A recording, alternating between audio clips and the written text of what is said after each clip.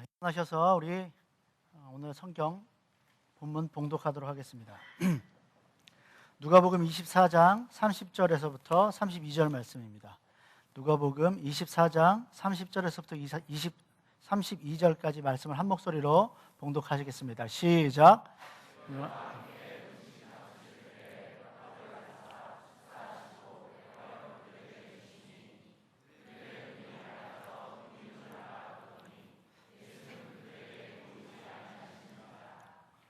그들이 서로 말하되 길에서 우리에게 말씀하시고 우리에게 성경을 풀어주실 때 우리 속에서 마음이 뜨겁지 아니하더냐 하고. 아멘. 자리에 앉으십시오. 제가 기도하고 말씀 전하도록 하겠습니다. 사랑과 은혜가 풍성하신 하나님 아버지, 감사합니다. 오늘 성서주일 맞이하여 예수께서 우리에게 열어주셨던 그 성경의 말씀을 전합니다. 사람의 말이 아니라 하나님께서 주시는 그 말씀을 듣고 아멘으로 화답할 뿐더러 하나님께서 말씀하시는 그 믿음의 길을 따라갈 수 있는 믿음의 용기를 가지고 오늘 이 예배 처소를 나가게 하여 주시옵소서. 예수님의 이름으로 기도합니다. 아멘. 오늘 설교 제목이 우리에게 성경을 풀어줄 때라는 제목으로 설교를 준비했습니다. 그런데 오늘 그 한글 제목 밑에 보면 영어로 써 있는데요, When he has opened the scripture라고 써 있습니다. 예수님께서 우리에게 성경을 풀어주실 때라고 한글 성경은 번역을 해놨는데, 영어 성경들은요 예수님께서 성경을 열어주실 때라고 번역을 했습니다. 이 다이아노이고라는 이 헬라어 단어가요, 열다라는 단어로 주로 사용되고, 그걸 영어 성경은 오픈이라는 단어로 번역을 했습니다. 그래서요, 오늘 이 본문은 우리에게 성경을 열어주실 때라는 것으로 저는 번역을 했습니다. 만약에 기독교에서 단 한 가지만을 남겨야 한다라고 말하면 그것은 단연 이 성경이어야 합니다.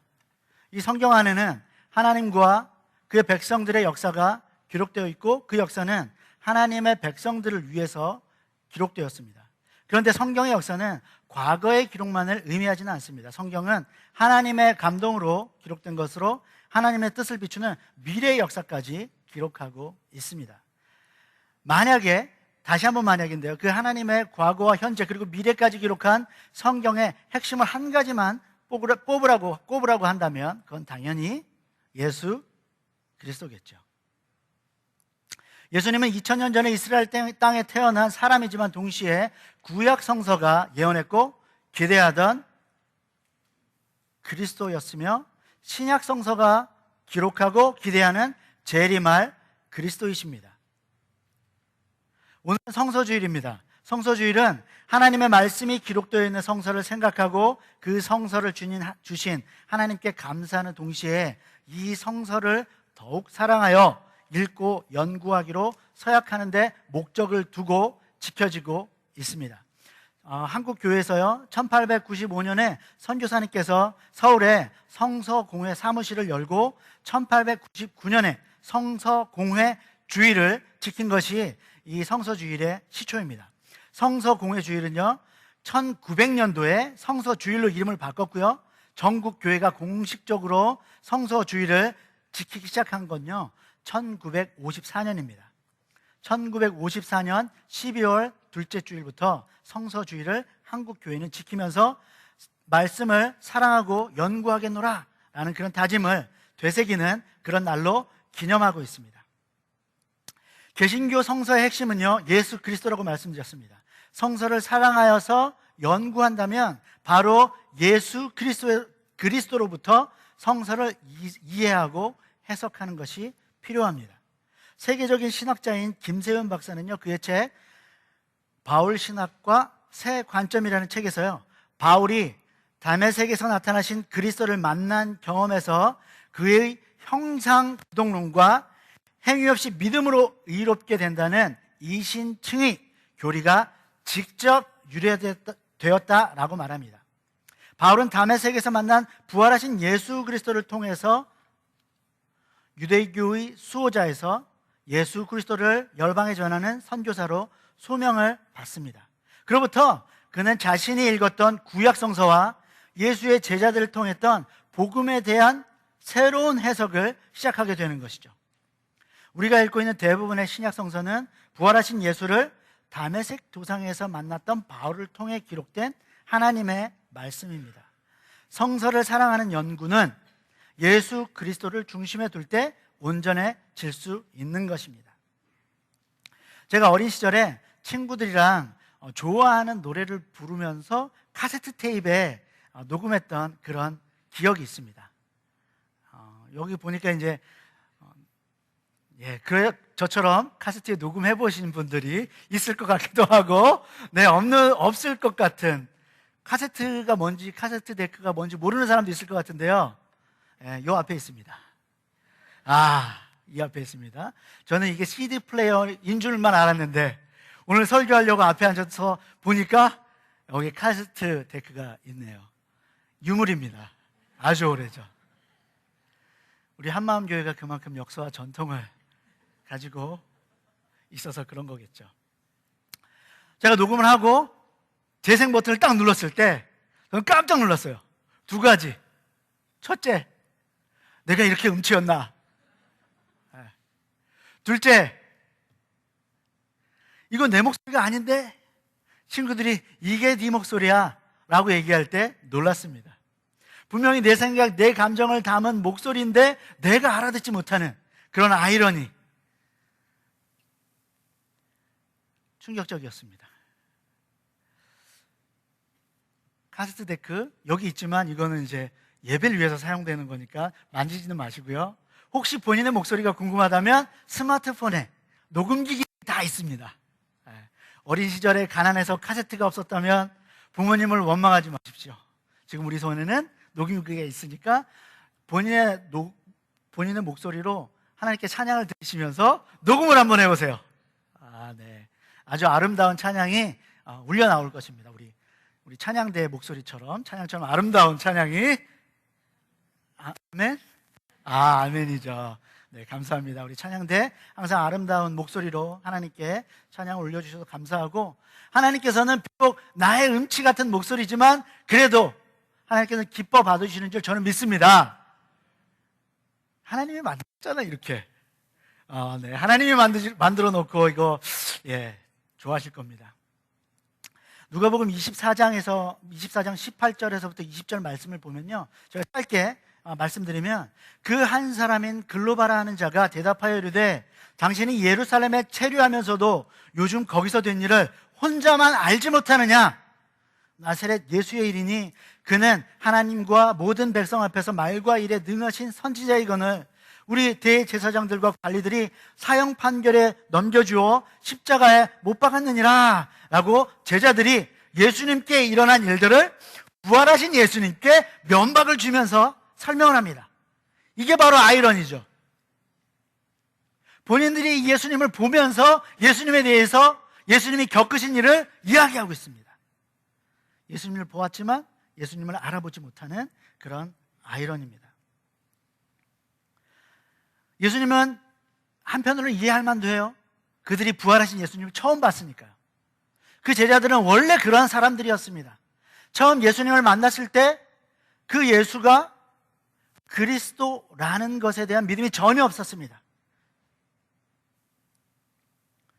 예수님께서는 그들을 책망하시면서 말씀하시죠. 미련하고 선지자들이 말한 모든 것을 마음에 더듬이 있는 자들이여, 그리스도가 이런 고난을 받고 자기의 영광에 들어가야 할 것이 아니냐라고 말씀하시면서 구약 성경에 기록되어 있는 자신에 대한 말씀을 자세하게 설명해 주십니다.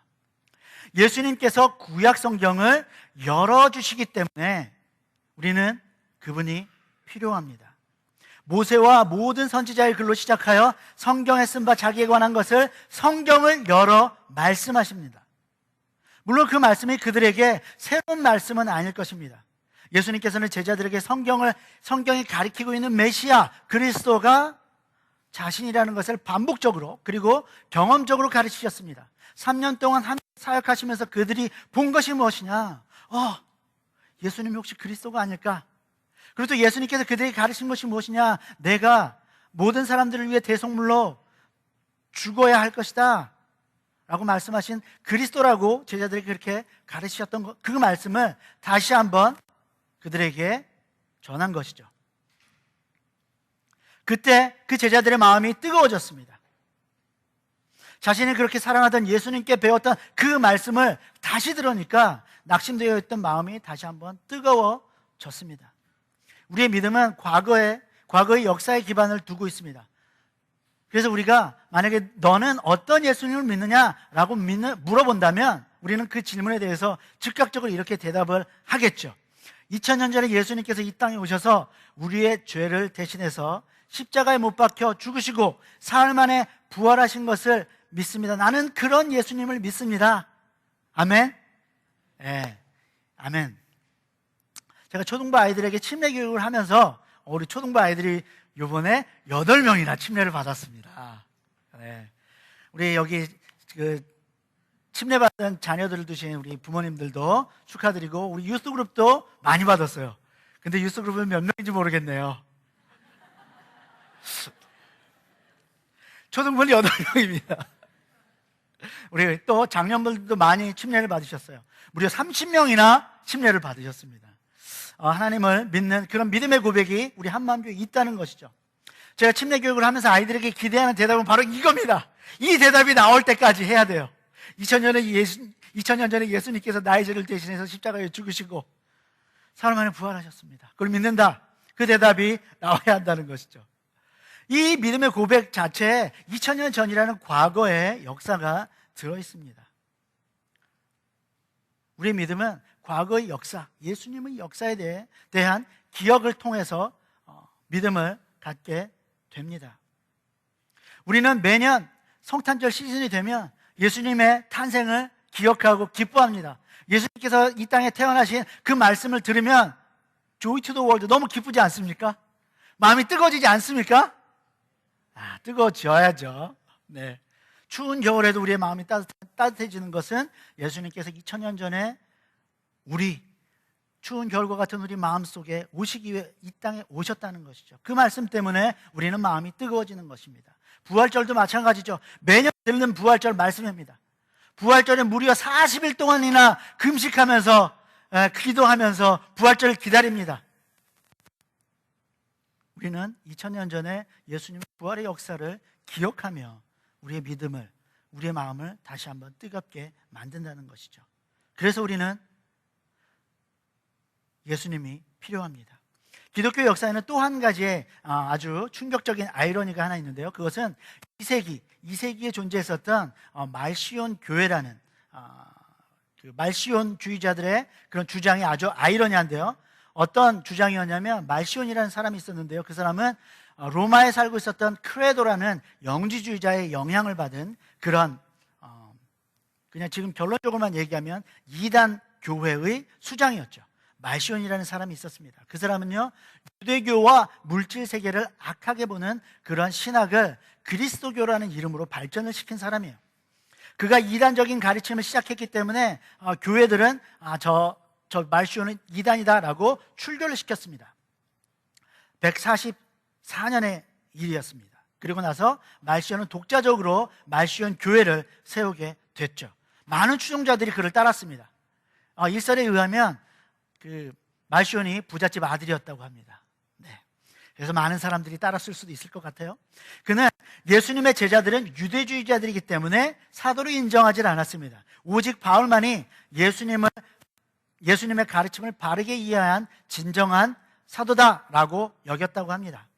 말시온은 바울의 열렬한 추종자였어요. 그런데 그는 구약과 신약을 분리시켜서 구약은 유대인의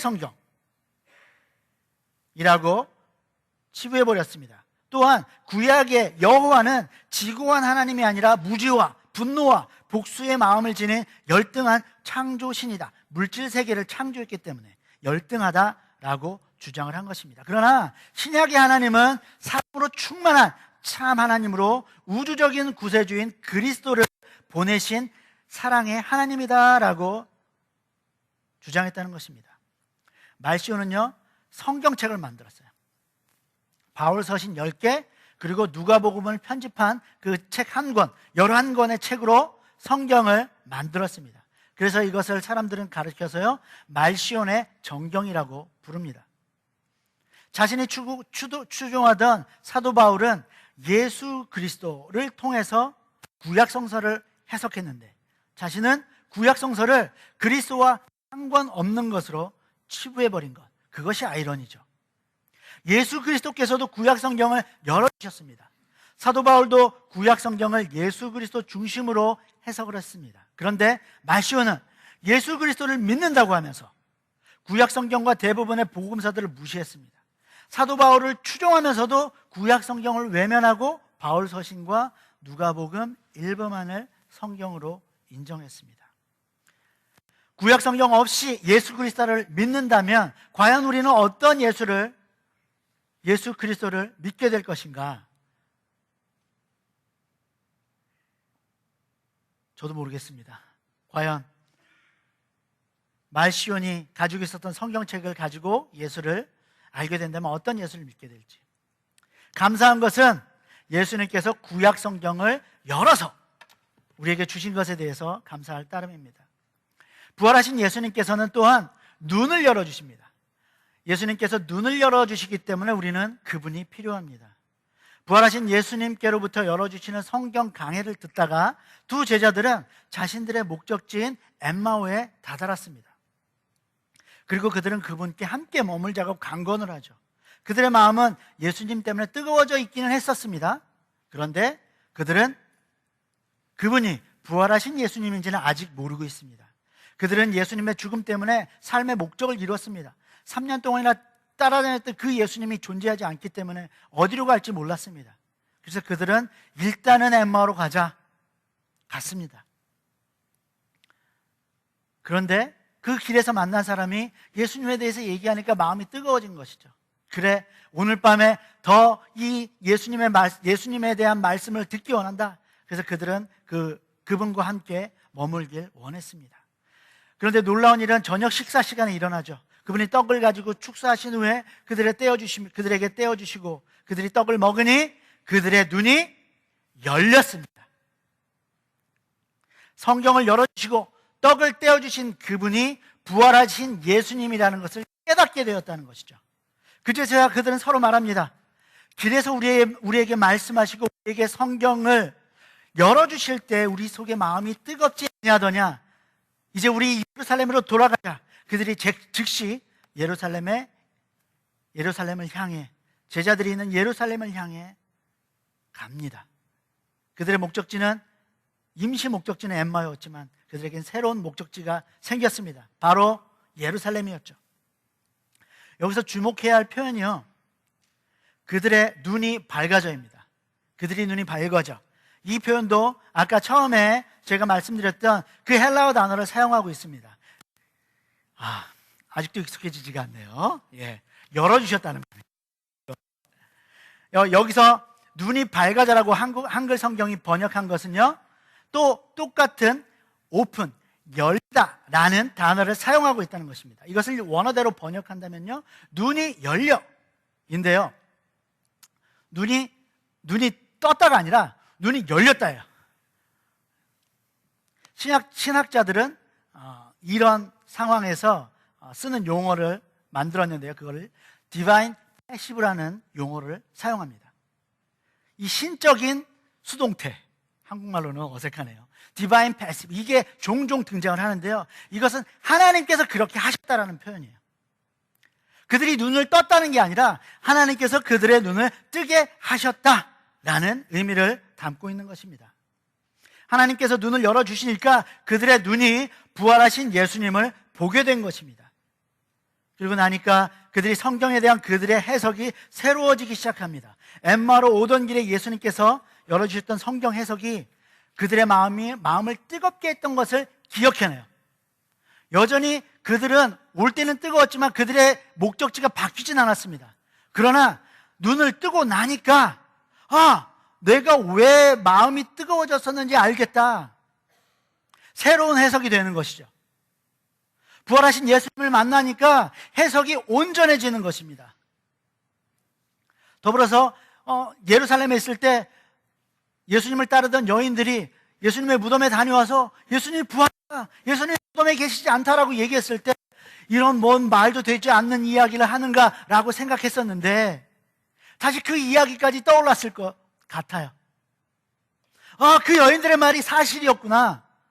내가 본 부활하신 예수님, 그 예수님을 그 여인들이 보았구나. 예루살렘으로 돌아가자. 제자들에게 이 소식을 전해야 하는 그 사명을 갖게 되는 것이죠. 그들은 즉시 그 밤을 엠마오에서 보내지 않습니다. 그들의 계획은 엠마오에 머물고자 했던 것이나 그들은 이제 즉시 예루살렘으로 갑니다.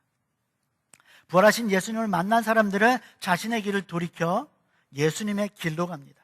다메섹에서 제자들을 박해하러 가던 사울은 부활하신 예수님을 만난 후에 바울이 되어 예수님의 복음을 세계에 전파하는 이방인의 사도가 되었죠. 아나니아의 안수를 받은 바울의 눈이 열려진 후에 엠마오로 가던 제자들이 예수님에 대한 해석이 바뀐 것처럼 바울은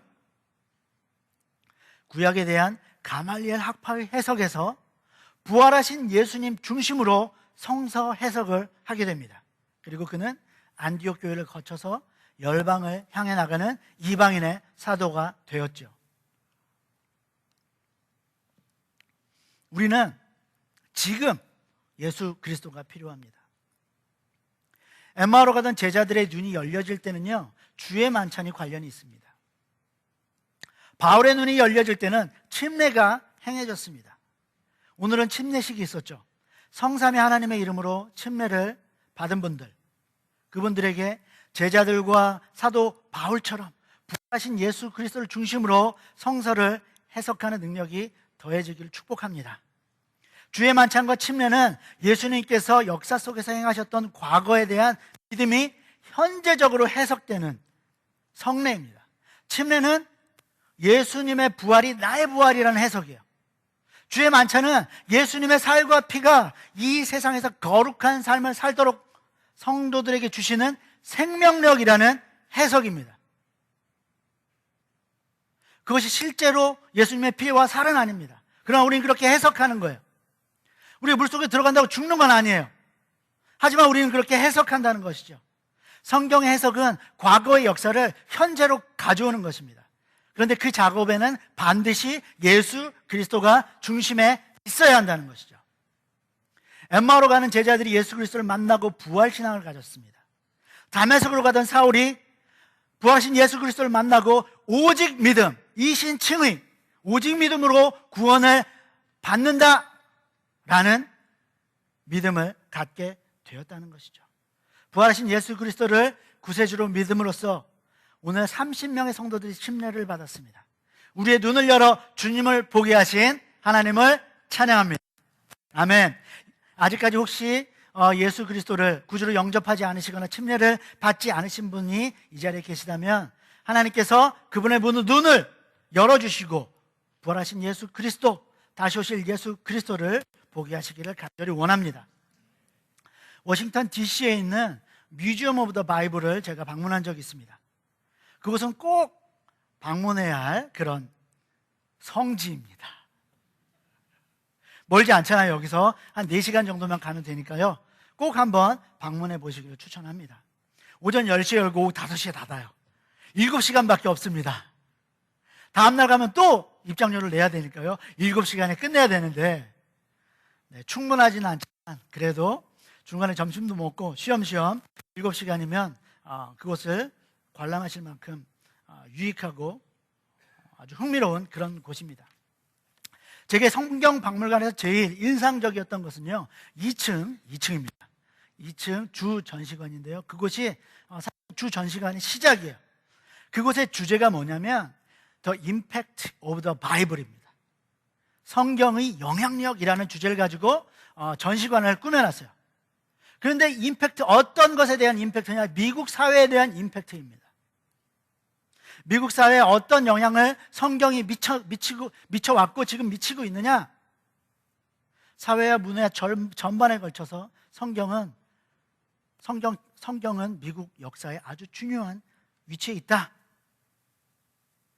라고 저는 그들이 해석하고 있다고 생각했습니다.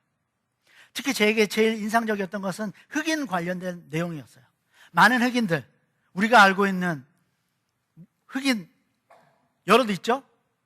네. 목사님들이시죠, 주로. 그분들이 미국 사회에 영향을 미쳤습니다.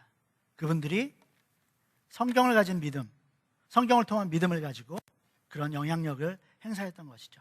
그것이 제게는 제일 인상적이었습니다. 미국 사회, 특히 이 뮤지엄 오브 더 바이블, 그들은 이 성경을 과거의 성경이 아니라 현재의 성경으로 그들은 해석하고 있다는 것입니다. 이 시대 그리스도인들의 성경 해석은 그 어느 때보다 훨씬 풍성해지고 있습니다. 성경 박물관이 그 예의죠. 그곳에서 우리는 멀티미디어 시대를 반영한 성경 해석을 경험하게 됩니다. 이 성경책은 사실 그리 오래된 책이 아니에요. 이 성경책을 얘기하는 겁니다. 책, 성경 말씀이 아니라 책을 얘기하는 겁니다. 인쇄술 기껏해 500년입니다. 이제 세상이 바뀌어서 우리 젊은이들은 책이 아닙니다. 앱을 가지고 다닙니다. 성경 앱. 세상이 바뀌고 있죠. 그런데 성경 박물관은 벌써 이 멀티미디어 시대의 그 문화와 사회를 반영하고 있더라고요. 가시면 아이들도 함께 가면 충분히 유익한 시간, 흥미롭고 재밌게 그 시간을 보낼 뿐더러 성경의 역사, 과거, 그리고 성경의 현재, 그리고 성경의 미래까지도 배울 수 있게 된다는 것이죠. 성경 해석은 정말 풍성해지고 있습니다. 아주 오래전 일인데요. 저와 함께 신앙생활을 했던 분이 이 지역으로 이주를 하게 되었습니다. 그러면서 저랑 이제 전화통화를 하면서 내가 이제 신앙생활할 교회를 찾고 있다라고 저에게 얘기를 하더라고요. 그래서 제가 그분들을 위해서 기도했습니다. 그리고 또 기도하고 있을 때 얼마 지나서 그분들이 자기가 좋은 교회에 정착하기로 했다라고 소식을 전해줬습니다. 그 교회를 왜 어떻게 정하게 됐냐? 목사님의 설교가 너무 좋다. 성경 공부도 다양하게 열려있다. 말씀 중심의 교회여서 그 교회에 내가 정착하기로 했다라고 소식을 전해주었습니다. 그래서 매우 기뻤어요. 아주 오래된 일이지만 아직도 생생합니다. 말씀 중심의 교회, 이 지역의 말씀 중심의 교회. 예. 힌트를 드렸는데 좀 이럴 때 반응이 있으셔야 되는데. 어디예요? 한마음교회였군요. 그때는 제가 들어도 모르죠. 한마음교회, 저는 세인루이스에 살고 있었어요. 한마음교회래. 그렇구나 했는데 그 교회에 제가 이렇게 서 있습니다. 그 교회입니다. 제 입으로 말씀 드리긴 좀 뭐하고요. 여러분의 입으로 얘기했습니다. 말씀에 열려있는 교회면서 예수 그리스도를 보는 영적인 눈이 열려있는 교회, 그래서 하나님께서 보내시는 그곳으로 가는 교회, 그 교회가 되기를 소망합니다. 그 교회가 우리 교회가 되기를 소망합니다. 사도 바울은 로마서 10장 10절에서 이렇게 말씀하십니다. 사람이 마음으로 믿어 의에 이르고 입으로 시인하여 구원에 이르느니라. 예수 그리스도께서 성경을 열어주실 때 제자들의 마음이 뜨거워졌습니다. 하나님께서 눈을 열어주실 때 제자들은 예수 그리스도가 구원자라는 것을 믿게 되었습니다. 그 믿음을 통해 이미 구원받은 우리들의 눈은 이제 다시 오실 예수 그리스도를 보아야 할 것입니다. 우리의 눈이 가리워져서 재림하신 예수님을 알아보지 못한다면 그것만큼 허무하고 불쌍한 일이 없을 것입니다. 부활하신 예수님을 보았던 엠마오로 가던 제자들처럼 우리의 눈이 열려 재림하신 예수님을 알아볼 수 있기를 간절히 축원합니다. 아멘. 제가 기도하고 우리 찬양팀 나오셔서 주님 말씀하시면 응답 찬송하시고 제가 기도하고 마치겠습니다.